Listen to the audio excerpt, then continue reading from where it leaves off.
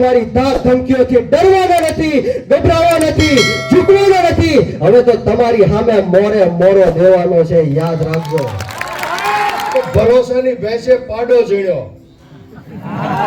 આ ગામની અંદર અને આ વિસ્તારની અંદર આપણે સૌ વિસાવદર વાળી કરવાની છે અને આ ભ્રષ્ટાચારી ભારતીય જનતા પાર્ટીના મળતિયાઓને ઘર ભેગા કરવાના છે. તૈયાર છો? આ પરિવાર ભાજપ વાળા નથી આવી ગયા ને? એટલી બહોળી સંખ્યામાં આમ આદમી પાર્ટી અને અરવિંદ કેજરીવાલ સાહેબના સૈનિકો ઉપસ્થિત હોય ત્યારે આવો પલળેલા કાગળાની જેમ અવાજ કાઢો ને, ન હાલે. બંને હાથ ઉપર કરી મુઠ્ઠી વાળી તાકાતથી બોલવાનું છે, બોલો ભારત માતા કી, ભારત માતા કી, વંદે વંદે ઇન્કલાબ, જય જવાન. ખૂબ ખૂબ આભાર. આજ રોજ ઇત્તરિયા ગામ મુકામે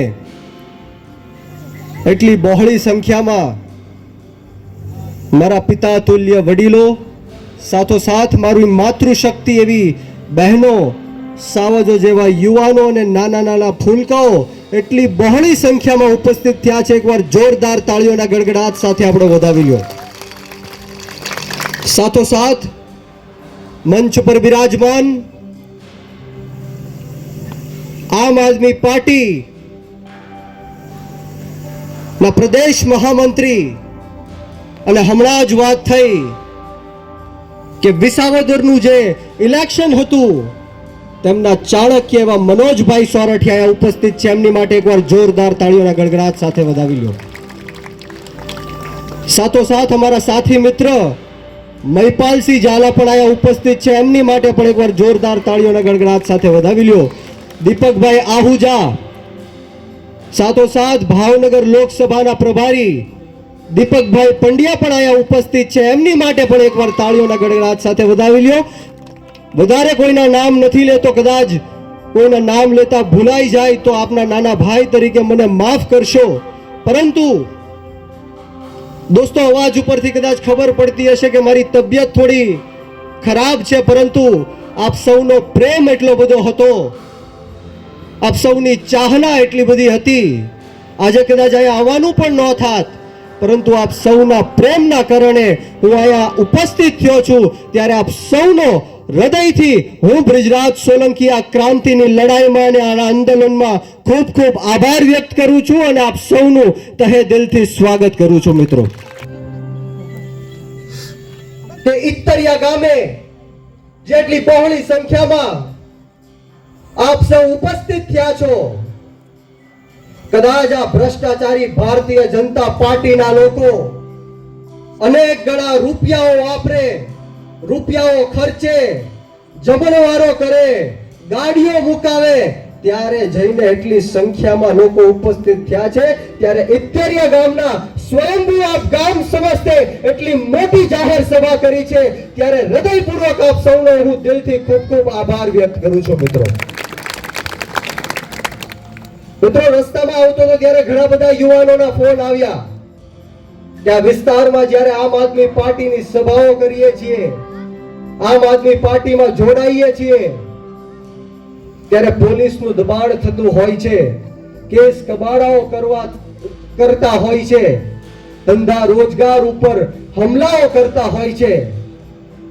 ત્યારે હું આ ભ્રષ્ટાચારી ભારતીય જનતા પાર્ટીના લોકોને કહેવા માંગીશ કે આમ આદમી પાર્ટી આંદોલનના કોખમાંથી જન્મેલી પાર્ટી છે, ગરમ તપતી ભઠ્ઠીમાંથી નીકળેલા લોકો છે. અમે તમારી ધાક ધમકીઓથી ડરવાના નથી, ગભરાવા નથી, ઝૂકવાના નથી. હવે તો તમારી સામે મોરે મોરો દેવાનો છે, યાદ રાખજો. વિસાવદરની ચૂંટણી બાદ આમ આદમી પાર્ટીના યુવા લડાયક નેતા એડવોકેટ ગોપાલભાઈ ઇટાલિયા જ્યારે આ ભ્રષ્ટાચારી ભારતીય જનતા પાર્ટીના અનેક મંત્રીઓની સામે, સંસદોની સામે, ધારાસભ્યોની સામે હજારો રૂપિયાનો દારૂ વેચ્યો, લોહી રેડ્યું, પૈસાઓ વેચ્યા, પરંતુ જનતાએ, વિસાવદરના લોકોએ ઠાની લીધું હતું કે આ વખતે પરિવર્તન લાવવું છે, આ વખતે બદલાવ લાવવો છે, ત્યારે બોરડી જંગમતીથી ગોપાલભાઈ ઇટાલિયાને જીતાડ્યા છે. અત્યારે વિસાવદરની જનતા માટે પણ આપણે સૌ એકવાર જોરદાર તાળીઓના ગણગણાટ સાથે અમને વધાવી લઈએ મિત્રો. કારણ કે વિસાવદરની અંદરથી આ ક્રાંતિની શરૂઆત થઈ છે અને સમગ્ર ગુજરાતની અંદર આપણે જ્યાં જ્યાં જોઈએ છીએ કે આ ભારતીય જનતા પાર્ટીના લોકો કામ નથી કરી રહ્યા, ત્યારે લોકો એક જ વસ્તુ કહે છે કે કામ કરો નહીતર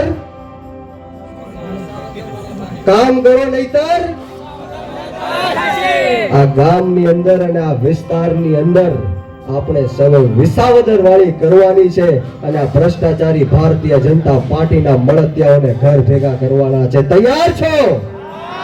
આ પરિવર્તનની યાત્રામાં તૈયાર છો મિત્રો? આમ આદમી પાર્ટીની લડાઈ ગરીબ ખેડૂતો માટે છે, બેરોજગાર યુવાનો માટે છે, મહિલાઓ જે પીડિત થઈ રહી છે એની માટે છે. ગુજરાતની અંદર જ્યારે આપણે જોઈએ છીએ કે પુલ દુર્ઘટનાની અંદર અનેક લોકોના જીવ ગુમાવે છે. હમણાં જ રાજકોટની અંદર ટીઆરપી ગેમ ઝોનમાં જે અગ્નિકાંડ થયો હતો એમાં પણ ગુજરાતીઓ સળગીને મર્યા હતા. ત્યારે આ બધી જ વસ્તુ આ ભ્રષ્ટાચારી ભારતીય જનતા પાર્ટીના પાપીથી થાય છે. ત્યારે હવે આપણે આપણી આત્મા જગાડવાનો સમય આવી ગયો છે. અહીંયા બાજુમાં જ જસદણ છે, મારે જસદણ વિછાની આપ સૌને વાત કરવી છે કે કોળી સમાજના એક આગેવાન ભાજપ વાળા નથી આવી ગયા ને? પ્રદેશના સંગઠન મહામંત્રી એવા મનોજભાઈ સોરઠિયા, જેઓએ વિસાવદરની જે જીત થઈ છે અને વિસાવદરની જીત બાદ સમગ્ર ગુજરાતની અંદર એક વાતાવરણ ઊભું થયું છે, એક બદલાવનું વાતાવરણ, એક પરિવર્તનની જે લહેર ઉઠી છે. એના મુખ્ય સૂત્રધાર હોય, એના મુખ્ય ચાણક્ય હોય, એના જે મુખ્ય જેને શ્રેય જાય છે એવા ભાઈ શ્રી મનોજભાઈ સોરઠિયા, એવા જ મહિપાલસિંહ ઝાલા ગુજરાત પ્રદેશના ઉપાધ્યક્ષ, એવા જ બ્રિજરાજભાઈ સોલંકી દિલ્હીથી પધારેલા આપણા આમ આદમી પાર્ટીના સહાયક એવા દીપકભાઈ આહુજા, એવા જ લોકસભા ઇન્ચાર્જ દીપકભાઈ પંડ્યા. મિત્રો, ખાસ કરીને આજની આ જનસભામાં ખૂબ મોટી સંખ્યામાં લોકો ઉપસ્થિત છે, ત્યારે વાત માત્ર એટલી જ કરવાની છે કે છેલ્લા 30 વર્ષથી આપણે સૌ ભારતીય જનતા પાર્ટીને મત આપ્યા. તમને લોકોને એવું લાગતું હતું કે આ સરકારને મત આપશું, કમળને મત આપશું, ભાજપને મત આપશું તો અમારું કંઈક કલ્યાણ થશે, અમારા ગામનું કલ્યાણ થશે, અમારા પરિવારનું કલ્યાણ થશે, અમારા બાળકોનું ભવિષ્ય સુધરશે, અમારા બાળકોનું શિક્ષણ સુધરશે, અમારા યુવાનોને નોકરી મળશે.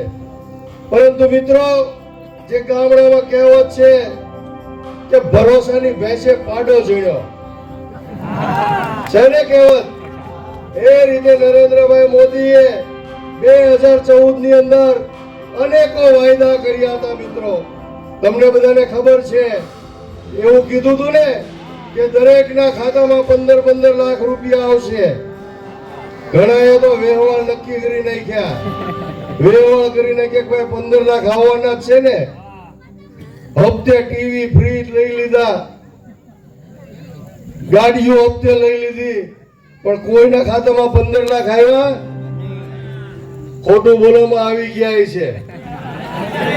કોના ખાતામાં આવ્યા? હાથ ઊંચો કરો. ખોટું બોલો.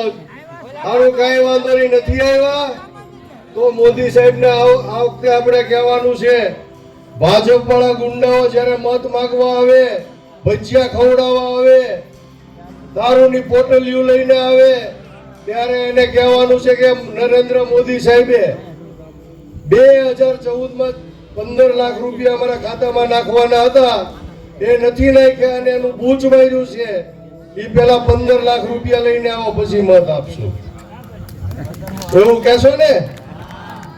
એ સિવાય બીજું એ કીધું હતું કે દર વર્ષે ગરીબ અને મધ્યમ વર્ગના યુવાનોને જે ભણેલા ગણેલા છે, જે ભણી ગણીને મહેનત કરે છે, નોકરી માટે તૈયારી કરે છે, રાત દિવસ વાંચે છે, તનતોડ મહેનત કરે છે, એના માતા પિતા પોતાનો દીકરો દીકરી ડોક્ટર બને, એન્જિનિયર બને, મોટો અધિકારી બને, ડીએસપી બને, કલેક્ટર બને, આવા સપનાઓ જોઈ અને પોતાના દીકરા અને દીકરીને પેટે પાટા બાંધીને કરકસર કરીને વ્યાજે રૂપિયા લાવીને જમીન વેચીને આ પોતાના દીકરા અને દીકરીને ભણાવ્યા હતા ને નોકરી મળી, સરકારી નોકરી મળી, આપણા દીકરા અને દીકરીની ઉંમર પૂરી થઈ ગઈ, મજૂરીએ લાગી ગયા, દાડીઓએ લાગી ગયા, દીકરા અને દીકરીઓને ગ્રેજ્યુએટ બનાવ્યા, ખૂબ મહેનત કરી. આ ગામડાના લોકો સાથે ભારતીય જનતા પાર્ટીના નેતાઓએ અન્યાય કર્યો છે, એને ખોટા વચનો આપ્યા છે, ઓકળ વાતો કરી છે, એની સાથે છેતરપિંડી કરીને એના મત લઈ લીધા છે મિત્રો. ત્યારે મિત્રો વધારે વાત મારે નથી કરવી, પરંતુ આમ આદમી પાર્ટીના રાષ્ટ્રીય સંયોજક એવા દિલ્હીમાં બેઠા છે માનનીય અરવિંદ કેજરીવાલ સાહેબ. 12 જ વર્ષની અંદર આ પાર્ટી બનાવી અને ટૂંકા સમયની અંદર આ પાર્ટીએ દિલ્હી અને પંજાબની અંદર સરકાર બનાવી મિત્રો. આ ઇતિહાસ છે મિત્રો. આટલા ઓછા સમયમાં કોઈની તાકાત નથી કે 2 રાજ્યોની અંદર સરકાર બનાવી શકે. અને મિત્રો આવનારી 2027માં પેલા તાલુકા પંચાયત આવશે, જિલ્લા પંચાયત આવશે અને ત્યાર પછી 2027માં વિધાનસભા આવશે મિત્રો. હું દાવા સાથે કહું છું, જે રીતે રોજે રોજ વિસાવદરના ઇલેક્શન પછી ગોપાલભાઈ ઇટાલિયાએ વિજય પ્રાપ્ત કર્યો અને ગુજરાતની અંદર જે લહેર ઊભી કરી, એ પછી સમગ્ર ગુજરાતની અંદર તમે કેમ જે રીતે આ ગામડાની અંદર આમ આદમી પાર્ટીની વિચારધારા સાથે જોડાયા, માનનીય અરવિંદ કેજરીવાલ સાહેબને કામગીરી, એની રણનીતિ, એણે જે રીતે પંજાબ અને દિલ્હીની અંદર કામ કર્યા, એનામાં વિશ્વાસ મૂકીને તમે આમ આદમી પાર્ટીની વિચારધારા સાથે જોડાયા છો. એવી જ રીતે આખા ગુજરાતની અંદરથી રોજે રોજ લાખો લોકો આમ આદમી પાર્ટીની અંદર જોડાઈ રહ્યા છે મિત્રો. તો આવનારા દિવસોમાં 2027માં તમને જેટલા લોકોએ વચનો ખોટા આપ્યા છે એ તમામ વચનો પૂરા આમ આદમી પાર્ટીના માનનીય અરવિંદ કેજરીવાલ સાહેબ પૂરા કરવાના છે મિત્રો. વધારે મારે વાત નથી કરવી, કારણ કે આપણા પ્રદેશના નેતા અને પ્રદેશના સંગઠન મહામંત્રી એવા મનોજભાઈ સોરઠિયા પણ આપણને ખૂબ સારું એવું માર્ગદર્શન આપવાના છે અને આમ આદમી પાર્ટીની વિચારધારાની અને આવનારા દિવસોની રણનીતિની વાત કરવાના છે. તો આપ સૌએ મને શાંતિથી સાંભળ્યો એ બદલ તમામનો આ તકે ખૂબ ખૂબ આભાર માનું છું. ભારત માતા કી જય, વંદે માતરમ.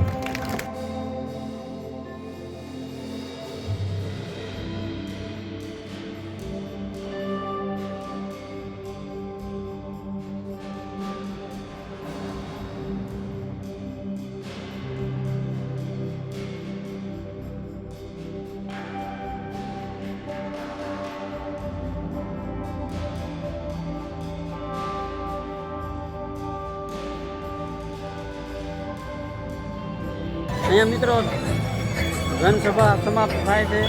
મળી આવે કાલે બીજા નવા બ્લોગમાં.